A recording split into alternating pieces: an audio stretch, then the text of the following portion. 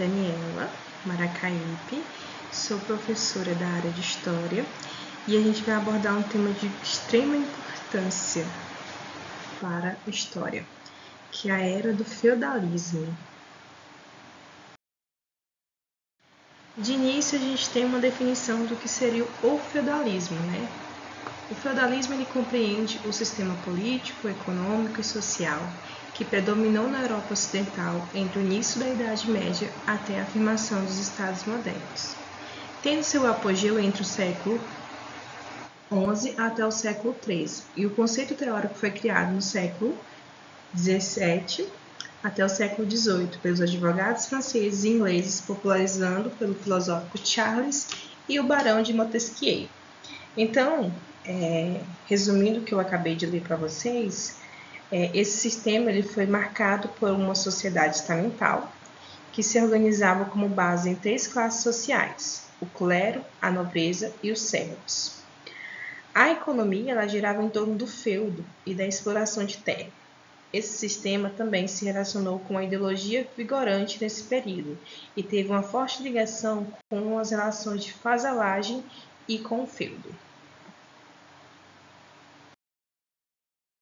E como iniciou isso tudo, né? Coloquei 4 aspectos de extrema importância, né? 5 aspectos, que é o processo da decadência do Império Romano a partir do século III e está na origem do feudalismo. No próximo aspecto, a gente tem o que? Os bárbaros, que ocuparam vastas regiões da Europa Ocidental e estabeleceram um clima de insegurança na população, que levou gradativamente a uma drástica redução da atividade comercial e da vida urbana. Assim, o Ocidente europeu passou a conter com uma população predominante rural, concentrada em torno de poderosos proprietários de terra, capazes de lhe oferecer proteção e viver na base de uma agricultura de subsistências. As invasões árabes do século VI até o século VIII, século VII até o século VIII, intensificaram a ruralização. Após os árabes, a Europa foi invadida por outros povos, que destacamos os vikings, né, e os húngaros. Então, gente, podemos, nesse todo esse contexto, definir da seguinte forma: as origens do feudalismo passaram diretamente pela desagregação do Império Romano do Ocidente, um processo de crise do Império Romano que levou ao fim da sua porção ocidental em 476. A desagregação foi acompanhada das invasões germânicas, né, as invasões bárbaras, além de uma forte crise econômica, né, a insegurança, a violência trazida pelas invasões germânicas, que levaram à ruralização da Europa, isto é, um processo de esvaziamento da cidade e aglomeração das populações nas regiões rurais da Europa Ocidental, onde se formou o feudalismo, onde se formou o feudo, né? Isso contribuiu diretamente para estabelecer uma relação entre o servo, aquele que procurava uma terra para viver, e o senhor, que seria o dono da terra.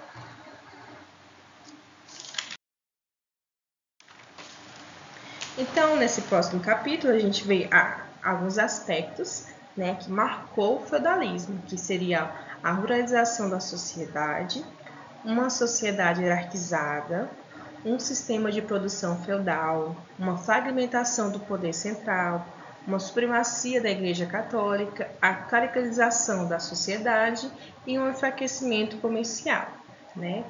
Todo esse processo ele foi acompanhado por outros, como o declínio do comércio, né, que a gente vê aí, né, o enfraquecimento comercial e a formação de diversos reinos bárbaros. A formação do feudalismo também passou pelo fortalecimento da Igreja Católica, como podemos observar aí, né, a supremacia da Igreja Católica. O que seria, né, nesse contexto, todo esse processo? A concentração da riqueza era baseada na posse de terra, correto? E aliada com uma forma de diferentes reinos, ele permitiu o estabelecimento de um grupo aristocrático, né, um grupo, uma hierarquia maior que as outras, que controlava a sociedade em aspectos políticos, econômicos e militares, né, que seria o proprietário de terra, o senhor feudal. A Igreja Católica ainda serviu como meio para dar sustentação ideológica a esse tipo de regime, né? Então, a Igreja Católica ela dava aquela autoridade, aquela sustentação para a teoria, né, de todo esse processo que envolvia a questão política, econômica, militar e social daquela época.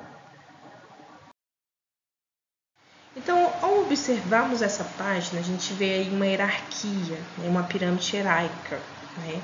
A sociedade feudal, né? Ao observar aí, a gente vê o senhor feudal acima de tudo, né?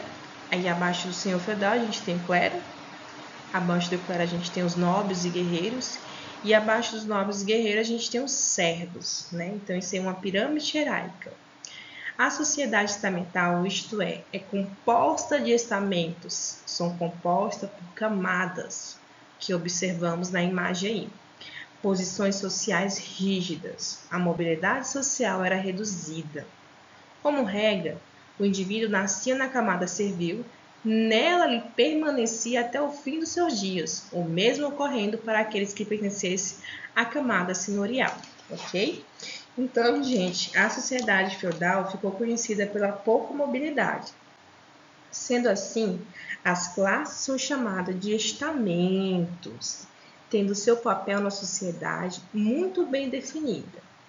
Um dos grandes interessantes, né, bispo, que comentou a seguinte coisa no século XI, né?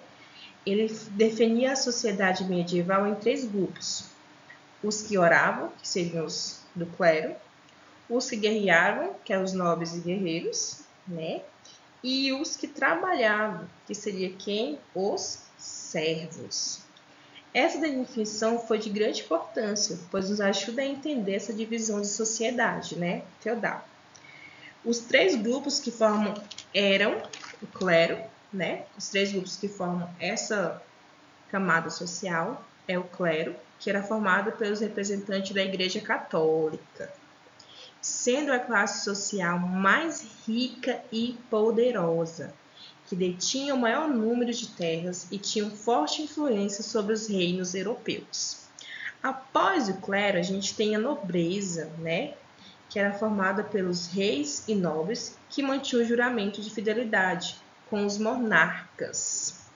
Eles controlavam e possuíam os servos, trabalhando em seus domínios, sendo também responsáveis pela administração do reino. Por fim, era a classe que detinha o poder militar e que guerreava quando necessário. Então, nesse estamento da nobreza, a gente já tinha aí nesse perfil, né, os guerreiros que poderiam guerrear quando havia necessidade de proteger o reino. Por último, né, a gente tem os servos, que eram aqueles que trabalhavam nas terras da nobreza, devendo pagar impostos estabelecidos pelas leis feudais, estavam presos à terra em que trabalhavam e só podiam abandoná-las com uma autorização do senhor feudal. Tu me acredita numa coisa dessa? Só poderiam deixar aquelas terras, deixar, né, aquele lugar com autorização do senhor feudal. Era quase impossível para um servo ascender socialmente na Europa feudal naquela época.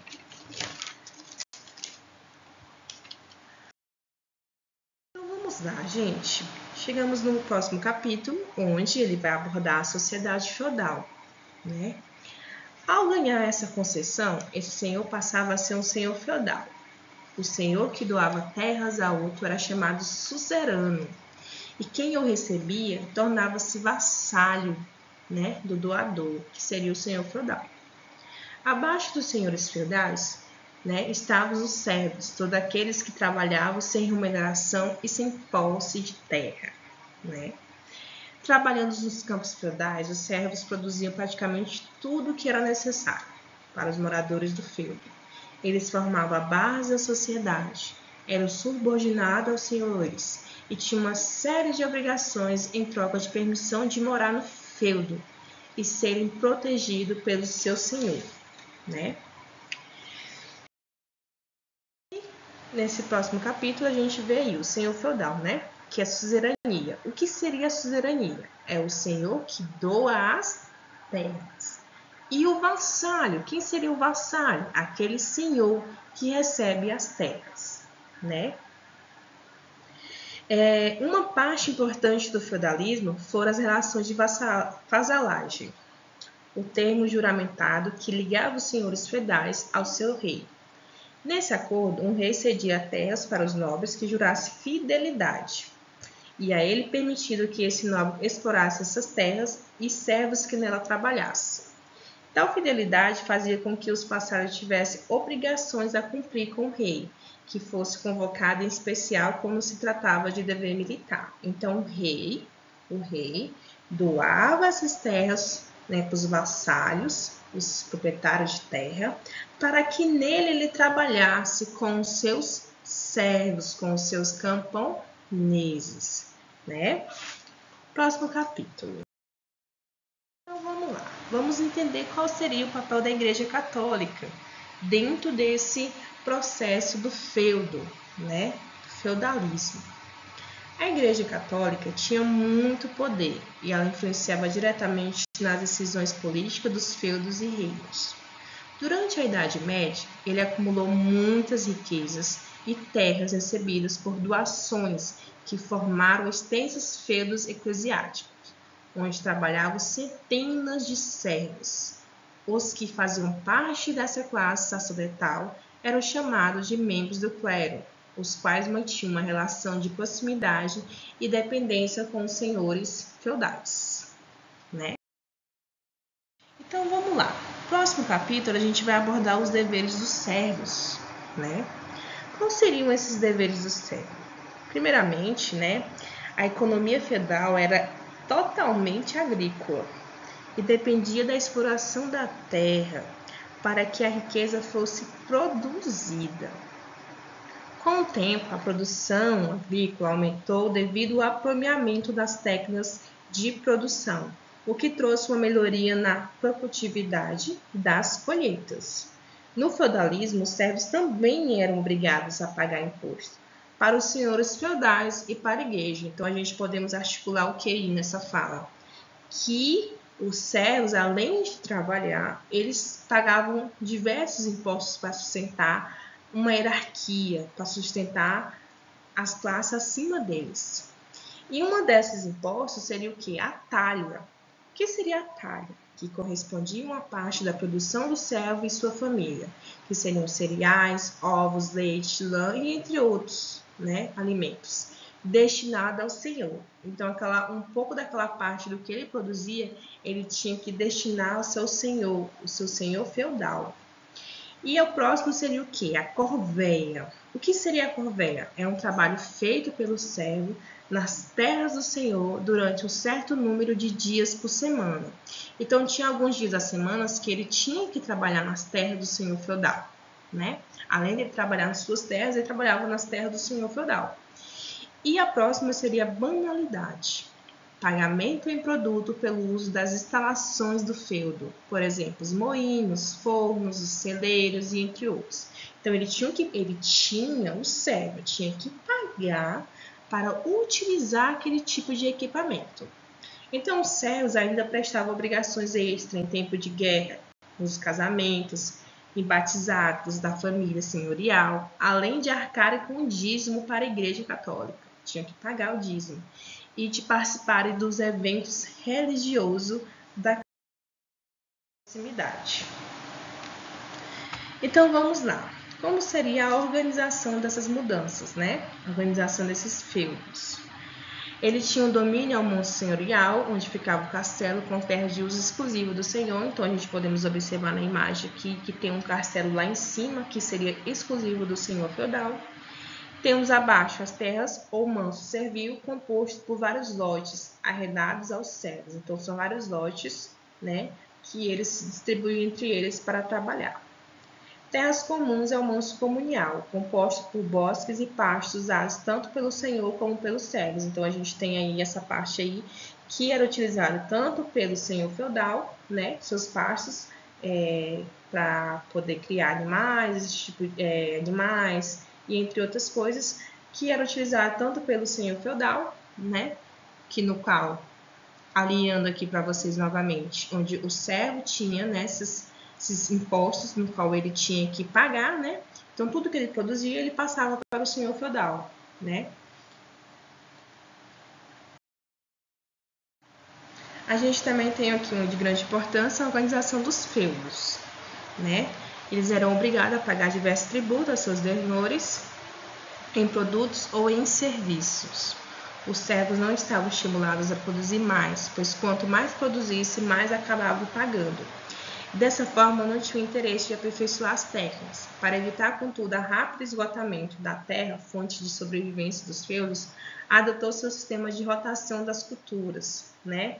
A rotação para que melhorasse, né, o desenvolvimento da agricultura naquela época, né? A gente podemos observar aí a mulher conduzia os bois, né? Os bois puxavam. Então tudo era um processo do feudalismo, né? Então vamos lá. No próximo capítulo a gente vai articular quais seriam essas mudanças que ocorreu no feudalismo. Bom, a economia agrícola, né, primeiramente, começou a existir moedas na Idade Média, porém eram poucos utilizadas. Houve trocas de produtos e mercadorias comuns, como, né, conhecida como escambo, né, que é quando a gente troca um produto com outra pessoa. Rural e autossuficiente. Então, todo esse aumento na produção gerou um grande desenvolvimento, permitindo o crescimento do comércio e do uso da moeda.